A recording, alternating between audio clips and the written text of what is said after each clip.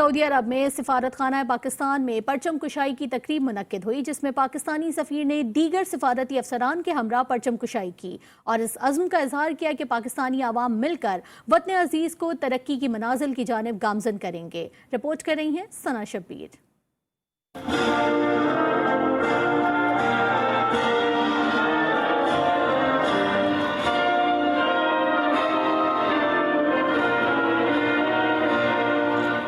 سعودی دارالحکومت ریاض میں قائم پاکستانی سفارت خانے میں پرچم کشائی کی تقریب سے خطاب کرتے ہوئے پاکستانی سفیر راجہ علی اعجاز کا کہنا تھا کہ آزادی کا دن ہمیں اقوام عالم میں بلند مقام دلانے اور معاشی ترقی اور خوشحالی کے علاوہ باوقار قوم بننے کا درس دیتا ہے۔ پاکستان نے پاک سعودی تعلقات کو تاریخی ٹھوس اور مضبوط بنیادوں پر قائم قرار دیتے ہوئے کہا کہ اوورسیز پاکستانیوں کا کشمیر ایشو کو اجاگر کرنے میں اہم کردار ہے۔ اقوام عالم کو چاہیے کہ وہ کشمیریوں کے حقوق کی پامالی روکے۔ تقریب کے دوران صدر پاکستان ڈاکٹر عارف علوی اور وزیر اعظم عمران خان کے پیغامات بھی پڑھ کر سنائے گئے۔